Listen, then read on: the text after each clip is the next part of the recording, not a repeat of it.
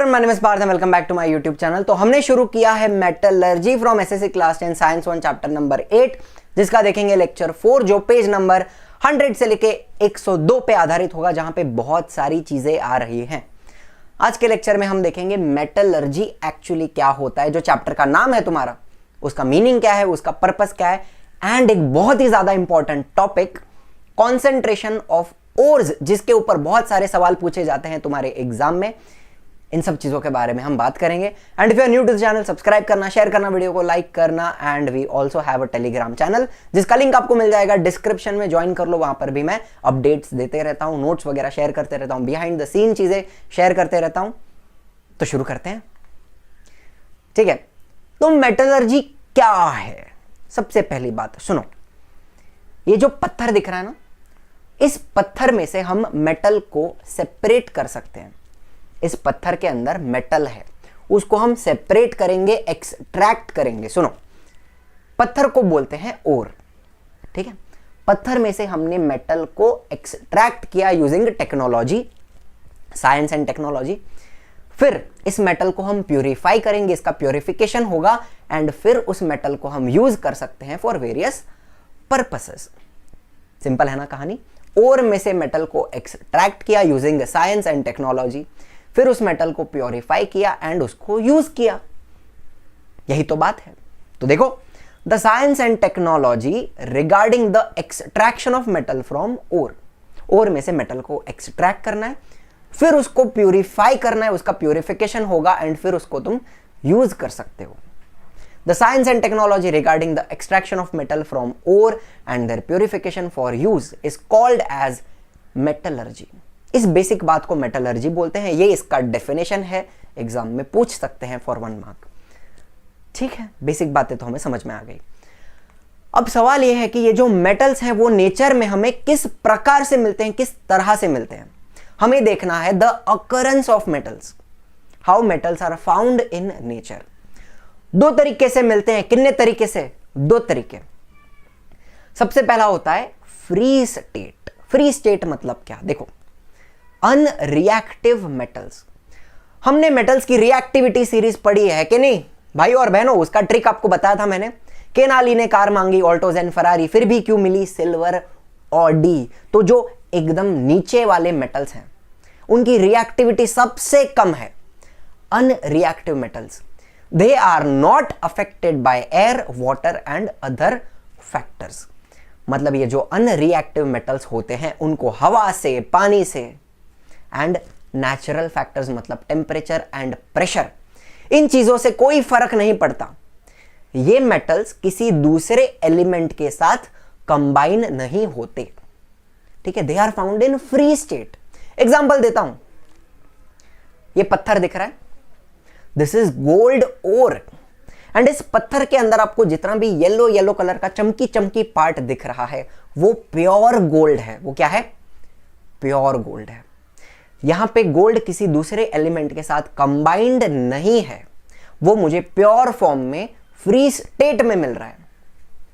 लेकिन बात तो है ना भाई, पत्थर के अंदर गोल्ड है तो उसे मुझे एक्सट्रैक्ट तो करना पड़ेगा, उसका प्योरिफिकेशन करना पड़ेगा, प्रोसेस तो करनी पड़ेगी काफी लंबी, ठीक है।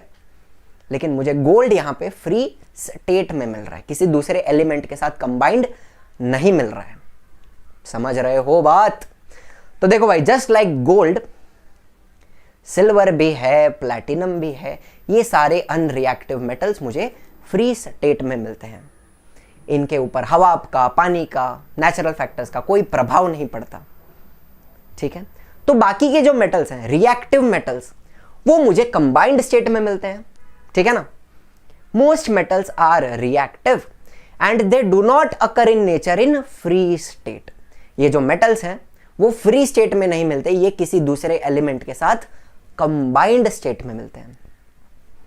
एग्जाम्पल लेके बात करते हैं, बहुत ही सिंपल है। देखो, मुझे ऑक्साइड फॉर्म मिलता है मेटल का, मतलब यहां क्या होगा? मेटल ऑक्सीजन के साथ कंबाइंड होगा, तो मुझे मेटल का ऑक्साइड मिल सकता है, या फिर मुझे मेटल का कार्बोनेट मिल सकता है।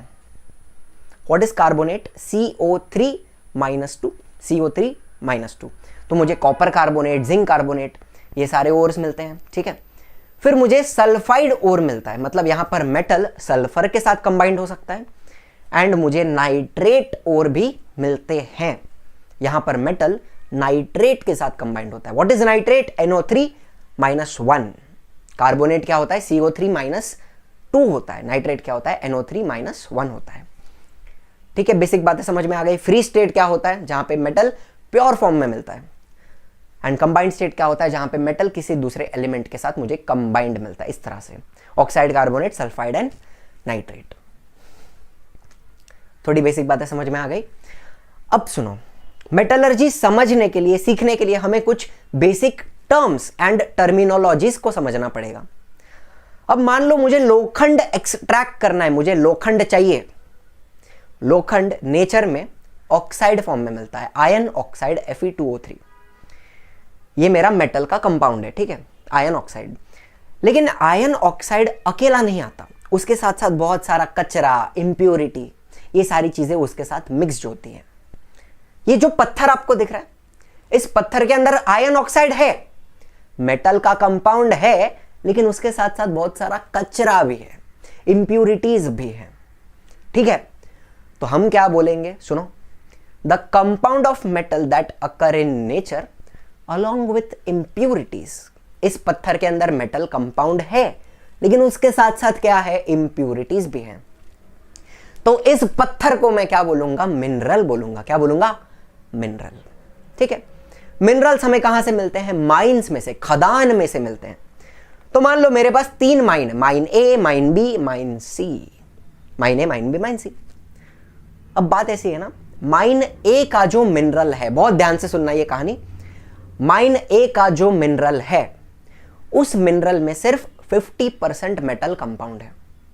50% मेटल कंपाउंड के साथ 50% कचरा है, इंप्योरिटी है। एंड ये माइन ए 700 फीट डीप है। बहुत लंबा खड्डा करना पड़ेगा मुझे अर्थ सरफेस के अंदर वहां तक जाने के लिए। एंड खड्डा करने में पैसे लगते हैं भाई, खड्डा करना सस्ता नहीं है। ठीक है, फिर माइन बी की बात करें। माइन बी में 95% मेटल कंपाउंड मिल रहा है। मिनरल जो है ना, 95% मेटल कंपाउंड है, सिर्फ 5% कचरा है। लेकिन ये माइन बी 1000 फीट डीप है, बहुत लंबा खड्डा करना पड़ेगा, अंदर तक घुसना पड़ेगा, खर्चा होएगा। एंड माइन सी जो है, वहां का जो मिनरल है उसमें 80% मेटल कंपाउंड है, सिर्फ 20% कचरा है। लेकिन ये माइन सी 500 फीट डीप है, ज्यादा दूर नहीं जाना पड़ेगा, ज्यादा अंदर तक नहीं घुसना पड़ेगा। तो सस्ता कहां पड़ रहा है? माइन सी में से, है ना। तो हम क्या बोलेंगे? ध्यान से सुनना, the minerals from which metal can be separated economically. ठीक है, इकोनॉमिकली मतलब क्या? खर्चा कम हो रहा है, सस्ते में काम निपट रहा है। Mineral from which metal can be extracted, सस्ते में, that mineral is called as ore. बात समझ में आ रही है? फर्क समझ में आ रहा है? हर एक ओर मिनरल है, लेकिन हर एक मिनरल ओर नहीं है। ठीक है, मिनरल क्या होती है?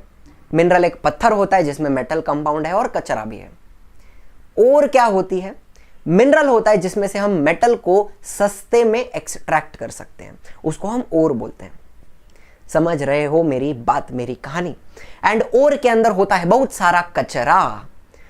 Ores contain many types of impurities such as मिट्टी, रेती और छोटे छोटे पत्थर, soil, sand and rocky substances along with metal compound. तो ये जो कचरा है ना, ये जो इंप्योरिटी है, मिट्टी, रेती, छोटे छोटे पत्थर, इस कचरे को हम बोलते हैं गैंग।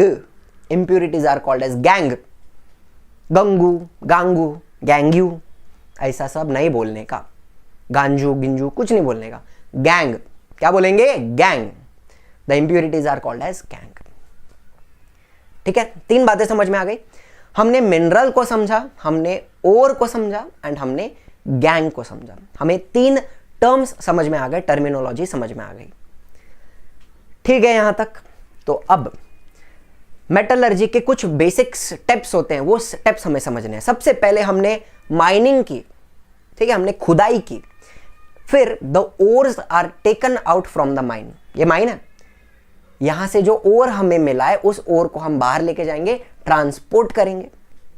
ठीक है, फिर ये जो मशीन दिख रही है ना, जो गोल गोल घूम रहा है सिलेंडर, इस मशीन को बोलते हैं बॉल मिल। क्या बोलते हैं? Ball mill. एंड इस घूमते सिलेंडर के अंदर होते हैं बहुत सारे बॉल्स। एक्सक्यूज मी, मेटल के बड़े बड़े बॉल्स दिख रहे हैं अंदर। इसके अंदर हम हमारे ओर के पत्थर डाल देंगे एंड फिर ये सिलेंडर ऐसा ऐसा घूमेगा।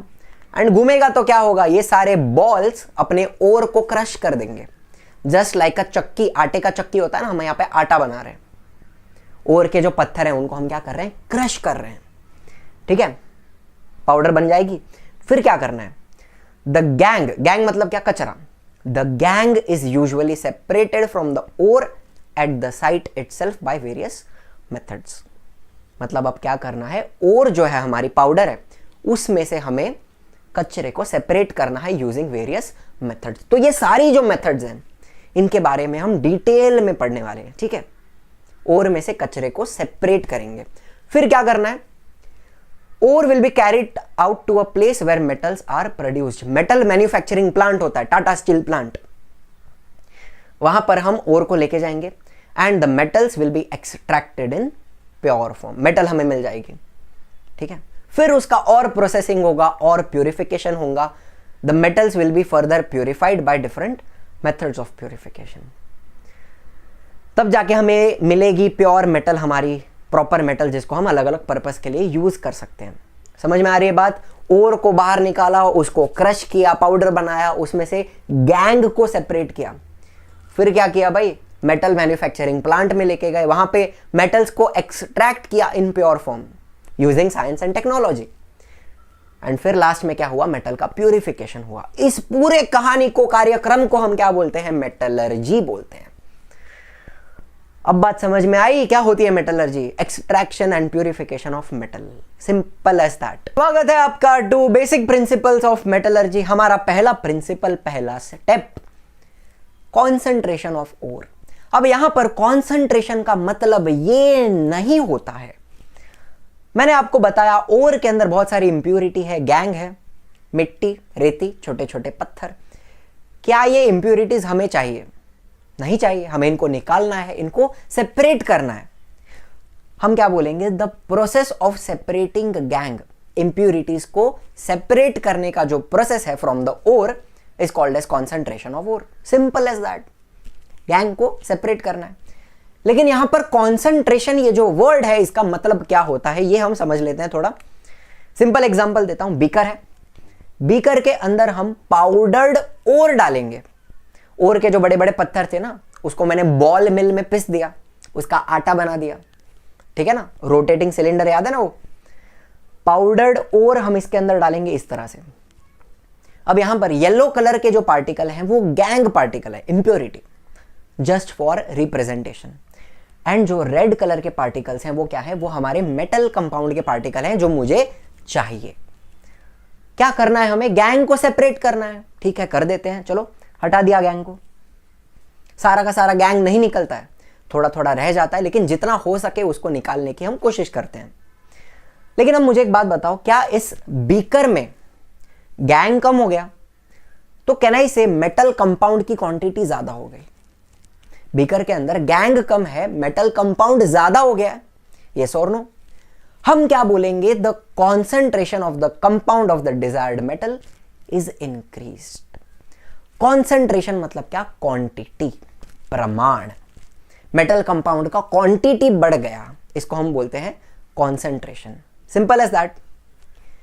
केमिस्ट्री में कभी भी अगर आप कॉन्सेंट्रेशन ये वर्ड सुनते हो तो इसका बेसिक मतलब होता है कि क्वांटिटी किसी चीज की ज्यादा है। अगर मैं बोलूं compound A is more concentrated, मतलब उसकी क्वांटिटी ज्यादा है। सिंपल। कॉन्सेंट्रेशन मतलब क्वांटिटी की बात कर रहे हैं। तो अभी ये प्रोसेस करने के लिए बहुत सारी मेथड्स अवेलेबल है। ठीक है, various ways are available for this purpose. लेकिन कौन सी मेथड हमें यूज करनी है ये किस चीज पे डिपेंड करता है? कुछ फैक्टर्स पे डिपेंड करता है। सबसे पहला फैक्टर है physical property of the metal and the gangue. Physical property मतलब क्या? Density, mass, melting point, boiling point, solubility, ये सारी जो प्रॉपर्टीज हैं इनके ऊपर हमारी मेथड डिपेंड करेगी। ठीक है। दूसरा फैक्टर होता है रिएक्टिविटी ऑफ द मेटल। हमारा जो मेटल का कंपाउंड है, वो जो मेटल है वो हाई रिएक्टिविटी वाली है, मीडियम रिएक्टिविटी, लो रिएक्टिविटी, इसके ऊपर डिपेंड करेगी हमारी मेथड, हम कौन सी मेथड यूज कर रहे हैं। एंड तीसरा फैक्टर होता है the facilities that are available for purification. आप कितना खर्चा कर सकते हो, कितनी टेक्नोलॉजी आपके पास अवेलेबल है, कितनी फैसिलिटीज अवेलेबल है, इसके ऊपर भी डिपेंड करती है हमारी मेथड ऑफ कॉन्सेंट्रेशन। ठीक है, बेसिक समझ लो, कॉन्सेंट्रेशन वर्ड का मतलब क्या है, quantity of the metal compound हमें बढ़ानी है, कॉन्सेंट्रेशन ऑफ ओर करना है, सिंपल। तो आपके टेक्स्ट बुक में सबसे पहला दिया है सेपरेशन बेस्ड ऑन ग्रेविटेशन। यहां पर हम ग्रेविटी को यूज करके गैंग को सेपरेट करेंगे। आई रिपीट, हम क्या करेंगे, ग्रेविटी को यूज करके गैंग को सेपरेट करने वाले हैं। इसके अंदर भी आपको दो मेथड दी हुई हैं। पहली मेथड है विल्फली टेबल मेथड। इस प्रकार का ये टेबल दिखता है, इसमें भी अलग अलग साइजेस आती हैं, अलग अलग वेराइटीज आती हैं। ठीक है, हमारे टेक्स्ट बुक में ऐसा डायग्राम दिया हुआ है, ये वाला डायग्राम। अब यहां पर आपको ऊपर वो 3 कंटेनर दिख रहे हैं छोटे छोटे, उसके अंदर हम डाल देंगे हमारी पाउडर्ड ओर इस तरह से। ठीक है, पाउडर्ड ओर आ गई। अब उसमें आपको येलो कलर के पार्टिकल दिख रहे हैं, रेड वाले पार्टिकल दिख रहे हैं। येलो वाले गैंग के पार्टिकल्स हैं, impurity, and they are light, हल्के हल्के पार्टिकल्स हैं। रेड वाले जो पार्टिकल्स हैं वो हमारे मेटल कंपाउंड के पार्टिकल्स हैं, they are heavy. Simple, gangue कैसा है, लाइट है, मेटल कंपाउंड हैवी है। अब उसके नीचे आपको एक पाइप दिख रहा है, उस पाइप में से आएगा पानी। ठीक है, फिर ये जो लंबा सा टेबल दिख रहा है आपको, वो टेबल में पतली पतली लाइंस दिख रही हैं। ये लाइंस क्या है, स्लिट्स हैं, खांचे हैं। ठीक है, छोटा छोटा छोटा छोटा खांचा बनाया हुआ है, स्लिट्स है। एंड ये जो पूरा टेबल है हमारा वो वाइब्रेटिंग टेबल है, ऐसा ऐसा ऐसा ऐसा ऐसा वाइब्रेट होएगा, हिलते रहेगा। ठीक है, अच्छा, अब ये लोग ने क्या बोला है, the Wilfley table is made by fixing narrow and thin wooden riffles on inclined surface. मतलब टेबल का जो सरफेस है ना वो एकदम सीधा नहीं है, फ्लैट नहीं है, वो कैसा है, इंक्लाइंड है, थोड़ा टेढ़ा रहेगा ऐसा। ठीक है, एंड उस सरफेस के ऊपर वो लोग ने narrow and thin wooden riffles को फिक्स किया है। रिफल्स मतलब क्या, ठीक है, एक सिर्फ रिप्रेजेंटेशन के लिए फोटो दिखा रहा हूं, ये विल्फली टेबल नहीं है। लेकिन यहां पे आपको ये जो पार्ट दिख रहा है ना येलो कलर का, इसको हम रिफल बोलते हैं। क्या बोलते हैं, रिफल। एंड दो रिफल्स के बीच में खांचा बन रहा है, वो खांचा क्या है, वो स्लिट है। बात को समझो, दो रिफल्स के बीच में जो जगह बनेगी उसको हम क्या बोलेंगे, स्लिट बोलेंगे। तो यहां पर आपको बात समझ में आ रही है, सरफेस के ऊपर रिफल्स लगाई हुई है एंड रिफल्स के बीच में पतला पतला खांचा बन रहा है, वो क्या है, स्लिट है। कंस्ट्रक्शन समझ में आ गया, सिंपल एज दैट। अब क्या करना है, देखो, a stream of water is released from the upper side. ऊपर जो पाइप है ना, उस पाइप में से पानी आएगा, ले पानी आ गया, एंड ये पानी अपने टेबल के ऊपर से बहते बहते बहते नीचे चला जाएगा, इस तरह से बहते रहेगा। फिर हमारा जो टेबल है it is kept vibrating continuously, ऐसा ऐसा हिलते रहेगा, वाइब्रेट हो रहा है। ठीक है, अब क्या करना है, सुनो। Powdered ore obtained from lumps of the ore using ball mill is poured on the table. जो पाउडर्ड ओर हम लेके आए, उस ओर को हम टेबल के ऊपर छोड़ देंगे इस तरह से। अब भाई याद करो जरा, गैंग के पार्टिकल्स कैसे हैं, लाइट हैं, हल्के हल्के हैं, एंड अपने मेटल कंपाउंड के पार्टिकल्स जो हैं वो कैसे हैं, हैवी हैं। तो जैसे ही मैं ओर को छोड़ देता हूं नीचे, हल्के हल्के पार्टिकल्स पानी के साथ बहते बहते बहते नीचे आ जाएंगे, इस तरह। देखो भाई, नीचे आ गए। एंड अपने मेटल के जो पार्टिकल्स हैं, मेटल कंपाउंड के, उनको ग्रेविटी नीचे खींचेगी, वो हैवी है, तो वो स्लिट्स में अटक जाएंगे ना। अपने मेटल कंपाउंड के पार्टिकल स्लिट में अटक जाएंगे एंड धीरे धीरे करके साइड में आ जाएंगे। सिंपल सी बात। तो सारा जो गैंग है वो नीचे जमा हो रहा है एंड सारा अपना मेटल कंपाउंड है वो किधर, साइड में जमा हो रहा है, कॉन्सेंट्रेट हो रहा है वो। समझ रहे हो? तो देखो भाई क्या बोलना है, the lighter gangue particles are carried away along with the flowing water. बहते बहते पानी के साथ गैंग का पार्टिकल्स निकल गया, and the heavier particles in which proportion of mineral is more, they are blocked by the wooden riffles. Wooden riffles के बीच में वो पार्टिकल अटक जाएंगे ना, and they will be collected in the slits between them, and slit में से निकल के वो लोग साइड में आ जाएंगे। कहानी बहुत सिंपल है, समझ में आ रही है, बहुत ही ज़्यादा सिंपल है। इसके ऊपर क्वेश्चंस आते हैं, ठीक है, अच्छे से प्रिपेयर करना ये वाला। अब जो यहाँ पे सेकंड मेथड दी हुई है that is hydraulic separation method. ये जो बड़ा सा सिलेंडर कंटेनर दिख रहा है ये हाइड्रोलिक सेपरेटर है, ऐसा दिखता है। आपके टेक्स्ट बुक में क्या फोटो दिया है देखो ऐसा। इसको पहले समझ लेते, इसके पार्ट्स को समझ लेते पहले, कंस्ट्रक्शन। सबसे पहले यहां पे आपको दिखेगा एक टेपरिंग कंटेनर, एक बड़ा सा टैंक है। टेपरिंग क्यों बोला है उसको? ऊपर से वो ऐसा ब्रॉड है, फैला हुआ है, एंड नीचे से ऐसा पतला हो रहा है, नैरो हो रहा है, इसको हम बोलते हैं टेपरिंग, ठीक है। तो अपने टैंक का शेप कैसा है? टेपरिंग शेप है, ठीक है। नीचे से एक पाइप दिख रहा है आपको, वहां से पानी अंदर आएगा, उसको बोलेंगे वाटर इनलेट। इनलेट मतलब जहां से पानी अंदर आएगा। एंड आपको दो पाइप दिख रहे हैं ऊपर और नीचे, वो क्या है? वाटर आउटलेट है, जहां से पानी बाहर आएगा। एक वाटर आउटलेट ऊपर है और एक नीचे दिया हुआ है वाटर आउटलेट। कंस्ट्रक्शन समझ में आ गया? तो सुनो, सबसे पहले a forceful jet of water is introduced in the tank from lower side. नीचे वाला जो पाइप है ना, उधर से एक फोर्सफुल जेट ऑफ वाटर अंदर आएगा, पानी का फव्वारा अंदर आएगा, एंड अपना पूरा टैंक पानी से भर गया। क्लियर? अब finally ground ore is released in the tank. Powdered ore को हम ऊपर से रिलीज करने वाले हैं, वहां पे आपको ओपनिंग दिख रही है ना। अब एक बात बताओ भाई, यहां पे जो येलो पार्टिकल्स हैं गैंग के, वो कैसे हैं? हल्के हैं, लाइट हैं। एंड अपने मेटल कंपाउंड के जो पार्टिकल्स हैं they are heavy. So what will happen? देखो, पानी का फव्वारा फोर्सफुल जेट है, तो हल्का हल्का पार्टिकल्स ऊपर से बाहर आ जाएगा from the upper side of the tank. And अपना जो मेटल कंपाउंड है उसको ग्रेविटी नीचे खींचेगी, वो हैवी है, तो अपने मेटल कंपाउंड के जो पार्टिकल हैं वो नीचे से बाहर आ जाएंगे from the lower side of the tank. Simple कहानी, separation based on gravitation. Gravity ने मेटल कंपाउंड को नीचे खींचा, खत्म बात। तो एग्जाम में क्या लिखने का सुनो, gangue particles are lighter and therefore they will flow out of the upper side of the tank, ऊपर से बाहर आएगा। And the heavy particles of the ore, अपने मेटल कंपाउंड का, they are collected from the lower side of the tank. That's it, खत्म, tata, bye bye, good bye.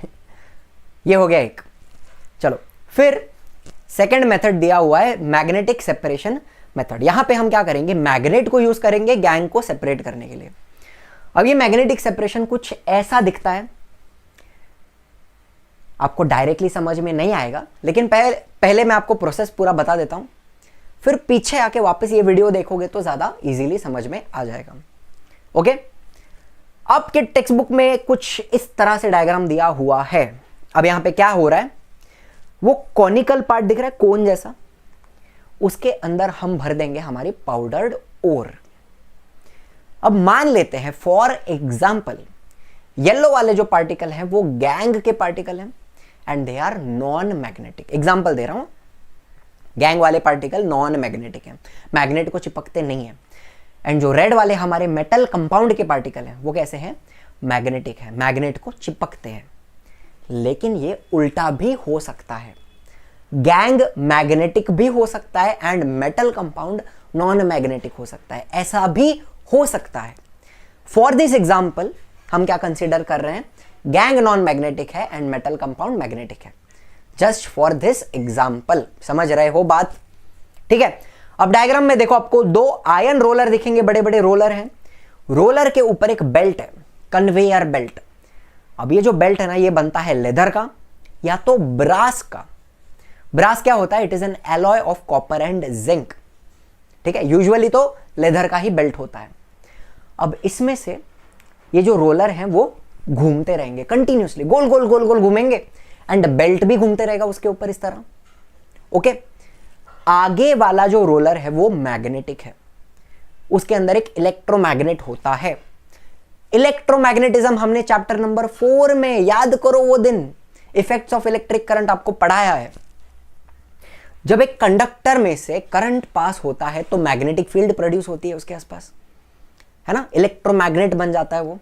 उसी तरह से इस रोलर के अंदर कॉपर की कॉइल्स होती हैं एंड उसमें से करंट पास होगा तो मैग्नेटिक फील्ड प्रोड्यूस होगी एंड वो क्या बन जाएगा? इलेक्ट्रोमैग्नेट बन जाएगा। सिंपल कहानी है। आगे वाला मैग्नेटिक है एंड पीछे वाला सादा नॉन मैग्नेटिक रोलर है, ठीक। एंड नीचे आपको दो कंटेनर दिख रहे हैं, these are the collector vessels, जहां पे गैंग कलेक्ट होगा एंड अपना मेटल कंपाउंड कलेक्ट होगा, सेपरेट हो जाएगा। तो कार्यक्रम शुरू करें। देखो याद करो, गैंग पार्टिकल्स कैसे हैं, नॉन मैग्नेटिक है, मैग्नेट को चिपकते नहीं है। एंड मेटल कंपाउंड के पार्टिकल्स कैसे हैं, मैग्नेटिक है, मैग्नेट को चिपकते हैं। तो हम अपने ओर को छोड़ देंगे इस तरह, अपना ओर बेल्ट पे आगे आगे जाएगा। अब जो रेड वाले पार्टिकल्स हैं वो मैग्नेट को चिपक जाएंगे एंड वो अंदर वाले वेसल पे गिर रहे हैं, अंदर वाले कलेक्टर वेसल के अंदर गिरेंगे।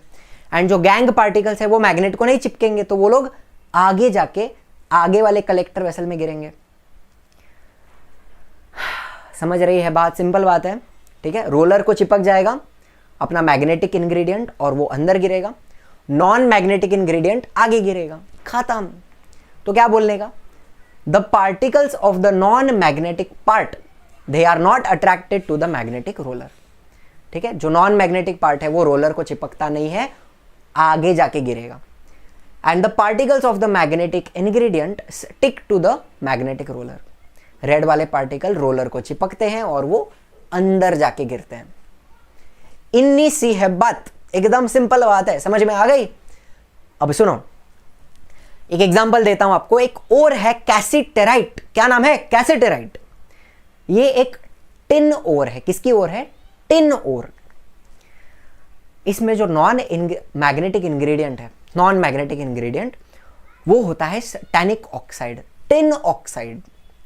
SN मतलब टिन का लैटिन नेम है टैनम, तो वहां पर से आता है SN, SnO2 टिन ऑक्साइड।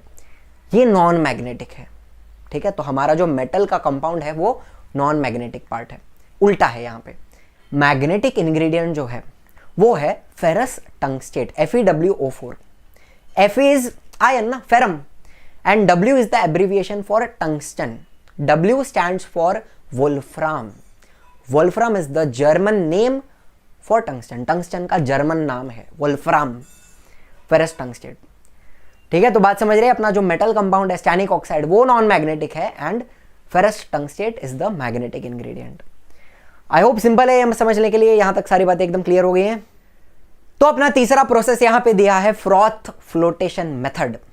इसमें क्या होता है भाई, देखो आपको बबल्स दिख रहे हैं बहुत सारे अजीब अजीब, ये बबल्स क्या है, फ्रॉथ है, फोम है, मराठी में इसको फेस बोलते हैं। तो यहां पर बहुत सारा फ्रॉथ बनने वाला है, लेकिन वो कैसे बनता है, कहां बनता है, क्यों बनता है, ये सब आपको बताऊंगा। But before we understand the process, मेरे को आपको दो बात बतानी है। दुनिया में ऐसे बहुत सारे सब्सटेंस हैं जो हाइड्रोफिलिक हैं एंड ऐसे कुछ सब्सटेंसेस हैं जो हाइड्रोफोबिक हैं। सिंपल भाषा में आपको बताता हूं, हाइड्रोफिलिक मतलब क्या, component that is attracted to water. पानी जिस चीज को इजीली चिपक जाता है उसको हाइड्रोफिलिक बोलते हैं। एग्जाम्पल, बारिश आती है, पानी गिरता है, मिट्टी गीली हो जाती है, सारा का सारा पानी मिट्टी को चिपक जाता है, मिट्टी गीली हो जाती है, तो मिट्टी कैसी है, हाइड्रोफिलिक है, ठीक है। जो चीज इजीली गीली हो जाती है पानी में उसको हाइड्रोफिलिक बोलते हैं। कपड़े गीले हो जाते हैं तो कपड़े कैसे हैं, हाइड्रोफिलिक है। मैं नहाने जाता हूं, मैं खुद गीला हो जाता हूं, तो मैं भी क्या हूं, हाइड्रोफिलिक हूं। जो चीज गीली हो जाती है वो हाइड्रोफिलिक है, सिंपल, समझ रहा है। हाइड्रोफोबिक क्या है, component which is not attracted to water. ये पानी में गीला नहीं होता, ये पानी से दूर भागता है, पानी में गीला नहीं होता, उसको हाइड्रोफोबिक बोलते हैं। एग्जाम्पल, एक स्पेशल टाइप की सैंड आती है, मैजिक सैंड बोलते हैं इसको। इसको पानी में डालो, वो पानी में जाएगा, लेकिन अगर आप उसको चमची से ऐसे बाहर निकालोगे ना, वो ड्राई दिख रहा है, देखो इट इज स्टिल ड्राई, वो पानी में गीला नहीं हुआ, वो पानी को नहीं चिपका, समझ रहे हो। हाइड्रोफिलिक जो पानी में गीला हो जाएगा, हाइड्रोफोबिक जो पानी में गीला नहीं होगा, simple as that. For this process हम क्या बोलेंगे, हमारा जो गैंग पार्टिकल्स है, इंप्योरिटी, वो हाइड्रोफिलिक है, वो पानी में गीली होती है। एंड हमारा जो मेटल कंपाउंड है ना, सल्फाइड ओर, ये वाली प्रोसेस स्पेशली सल्फाइड ओर के लिए यूज की जाती है। तो हमारा सल्फाइड ओर कैसा है, हाइड्रोफोबिक है, वो पानी में गीला नहीं होता है, किधर गीला होता है? ऑयल में गीला होता है। ठीक है, तो अभी ध्यान से सुनना, गैंग पानी में गीली हो रही है, पानी को चिपक रही है, सल्फाइड और ऑयल को चिपक रही है, ऑयल में गीली हो रही है। डिफरेंस समझ रहा है? गैंग पानी में, सल्फाइड और ऑयल में। ठीक, तो अभी अंडरस्टैंड करते हैं प्रोसेस को। एक काफी खतरनाक सा डायग्राम तुम्हारे टेक्स्ट बुक में दिया है, टेंशन लेने का नहीं, बहुत सिंपल है। एक टैंक दिख रही है बीच में, सबसे पहले हम उसके अंदर पानी डालेंगे लेफ्ट साइड से। देखो भाई, ये आ गया अपना पानी, टैंक में पानी भर दिया, बिल्कुल बढ़िया। अब हम लेंगे फाइनली ग्राउंड और अपना पाउडर्ड और पानी में डाल देंगे। देखो भाई, रेड एंड येलो पार्टिकल्स आ गए हैं। ठीक है, अब हम डालेंगे तेल, ऑयल, या तो पाइन ऑयल या तो यूकलिप्टस ऑयल, नीलगिरी का तेल। पाइन ऑयल या तो यूकलिप्टस ऑयल। ये पिवड़ा पिवड़ा आ गया अपना तेल, पिवड़ा नहीं रहता है बट जस्ट फॉर रिप्रेजेंटेशन पिवड़ा कलर का दिखा है। ठीक है, पानी डाला और डाला, ऑयल डाला। अब हम क्या करेंगे? अच्छा एक बात याद करो, गैंग कैसा है? गैंग अपना हाइड्रोफिलिक है, पानी में गीला होता है, एंड अपना सल्फाइड और कैसा है? ऑयल में गीला होता है, ऑयल को चिपकता है। ये बात याद रखना। अब pressurised air is blown through the water, ऊपर एक और पाइप दिख रहा है, उसमें से तेज हवा, प्रेशराइज्ड एयर हम ब्लो करेंगे। देखो भाई, हवा आ गई, टैंक के अंदर हवा भर दी। अब आपको बीच में, टैंक के बीच में एक एजिटेटर, ऐसा एक पंखा दिख रहा है गोल। There is an agitator rotating around its axis, ऐसा ऐसा गोल गोल घूमते रहेगा वो, at the centre of the flotation tank. अब मुझे एक बात बताओ, ये पंखा गोल गोल घूमेगा तो सारी चीजें मिक्स होंगी, ऑयल, वाटर, एयर बबल्स, सब कुछ मिक्स होने वाला है। तो कहना इसे फेस बनेगा, फोम बनना शुरू होगा यहां पर। Due to constant agitation a foam will be formed from oil, water and air bubbles. देखो भाई, इस तरह से। एंड ये जो फोम है, फेस, ये अपने टैंक के ऊपर फ्लोट करने लगेगा। फ्लोट कर रहा है, इस प्रोसेस को हम क्या बोलेंगे? Froth flotation process. Very simple. अब एक बात आपको बताता हूं, जो ऑयल वाला फ्रॉथ रहेगा, एकदम ऑयल वाले जो बबल्स रहेंगे वो ऊपर फ्लोट करेंगे, ऑयल वाले बबल्स ऊपर फ्लोट करेंगे, नीचे पानी पानी रहेगा, टैंक के नीचे पानी पानी रहेगा। अपना सल्फाइड और हाइड्रोफोबिक है, किसको चिपकता है? वो ऑयल को चिपकता है। तो क्या होएगा? Particles of the sulphide ore float with the foam on water as they preferentially get wetted by the oil. सिंपल भाषा में, अपना सल्फाइड और किसको चिपकेगा? ऑयल को चिपकेगा, एंड बबल्स के साथ वो ऊपर आएगा, एंड उसको हम ऊपर से बाहर निकाल लेंगे। सल्फाइड और ऑयल में गीला होता है तो बबल्स के साथ ऊपर आ जाएगा, उसको हम बाहर निकाल लेंगे फ्रॉम द टॉप। सिंपल। तो क्या होएगा? गैंग किधर है? नीचे है ना, पानी में रहेगा गैंग, नीचे नीचे पानी पानी है, तो गैंग को हम नीचे से बाहर निकालेंगे। देखो, येलो पार्टिकल्स नीचे से बाहर आ रहे हैं। स्टोरी समझ में आ गई? बहुत ही सिंपल सी स्टोरी है। सल्फाइड और ऑयल को चिपका, ऑयल में वेट हो गया, बबल्स के साथ ऊपर आ गया, बाहर निकाल लिया। गैंग किधर है? पानी में, नीचे है, उसको नीचे से बाहर निकाल लो, खत्म। इतना ही है। तो एग्जांपल दिया हुआ है यहां पे हमें, एक जिंक की और होती है zinc blende, zinc sulphide, ZnS। इसको यूज, इसमें से गैंग को सेपरेट करने के लिए फ्रॉथ फ्लोटेशन यूज किया जाएगा। And we have copper pyrite, CuFeS2, copper की ओर है। इसमें से भी गैंग निकालने के लिए हम क्या यूज करते हैं? फ्रॉथ फ्लोटेशन मेथड यूज करते हैं। Any difficulty? I hope not. कुछ भी डिफिकल्टी है तो do let me know, posted in the comments. आगे चलते हैं भाइयों और बहनों। लास्ट प्रोसेस जो आपके टेक्स्ट बुक में यहां पे दी है, that is leaching, a very very very simple process, and this is the first step in the extraction of aluminium, gold and silver. Aluminium, gold और सिल्वर के एक्सट्रैक्शन का पहला स्टेप कौन सा होता है? लीचिंग होता है। प्रोसेस बहुत ही ज्यादा सिंपल है। देखो क्या करने का, अपना जो पाउडर्ड ओर है ना, उसको हम बीकर में लेंगे। इस तरह से दिख रहा है, red particle, yellow particle, yellow वाले गैंग है, रेड वाले अपने मेटल कंपाउंड के पार्टिकल्स हैं। बढ़िया। अब हम एक केमिकल सॉल्यूशन लेंगे एंड उस सॉल्यूशन को इस बीकर में डाल देंगे। कौन सा केमिकल सॉल्यूशन यूज करना है ये डिपेंड करेगा ओर के ऊपर। अलग अलग ओर के लिए अलग अलग केमिकल सॉल्यूशंस यूज किए जाते हैं। ठीक है, तो हमने सॉल्यूशन डाल दिया एंड नीचे से बर्नर चालू करके हम हीट प्रोवाइड करेंगे, एनर्जी प्रोवाइड करेंगे। इसको हम छोड़ देंगे 8, 9, 10 घंटे के लिए छोड़ देना है। धीरे धीरे रिएक्शन होगा। क्या होएगा पता है? अपना जो मेटल का कंपाउंड है ना, वो सॉल्यूशन के साथ रिएक्ट करेगा एंड पूरी तरह डिसॉल्व हो जाएगा सॉल्यूशन के अंदर। ध्यान से देखो उधर, देखो देखो, मेटल कंपाउंड धीरे धीरे रिएक्ट करते करते सॉल्यूशन में डिसॉल्व हो गया। लेकिन अपना जो गैंग है, इंप्यूरिटी, वो रिएक्ट नहीं करता है। गैंग वैसा का वैसा ही है ना, मेटल कंपाउंड डिसॉल्व हो गया, गैंग वैसा ही है, अनडिसॉल्व्ड। तो क्या करना है? बहुत ही सिंपल, इसको करेंगे फिल्टर। जैसे ही मैं इसको फिल्टर करता हूं, मेरे को एक बात बताओ, सारा गैंग इंप्यूरिटी सेपरेट हो गया ना, ऊपर आ गया एंड अपना मेटल का कंपाउंड किधर है? सॉल्यूशन के अंदर डिसॉल्व्ड है। उसको और प्रोसेसिंग लगेगा आगे जाके, लेकिन गैंग सेपरेट हो गया तो अपना काम हो गया। ठीक है ना? कॉन्सेंट्रेशन ऑफ बॉक्साइट, बॉक्साइट क्या है? एल्यूमिनियम का ओर है। It is done by leaching method and ये पूरी प्रोसेस हम डिटेल में नेक्स्ट लेक्चर में देखने वाले हैं। ठीक है, तो ज्यादा कुछ अभी नहीं बताऊंगा यहाँ पे मैं। बेसिक बातें तो समझ में आ गई। Leaching is a very simple process जहां पे मेटल कंपाउंड एक केमिकल सॉल्यूशन में डिसॉल्व हो जाता है, गैंग डिसॉल्व नहीं होता। खत्म। तो यहीं पर समाप्त होता है हमारा आज का लेक्चर। हमने मेटलर्जी स्टार्ट किया, उसके सारे बेसिक्स पढ़े, टर्म्स, टर्मिनोलॉजीज पढ़ी, काफी सारी कॉन्सेंट्रेशन ऑफ ओर की प्रोसेसेस पढ़ी, separation by gravitation, magnetic separation देखा, फ्रॉथ फ्लोटेशन, लीचिंग, सब कुछ देखा। आई होप सारी प्रोसेसेस एकदम क्लियर हैं।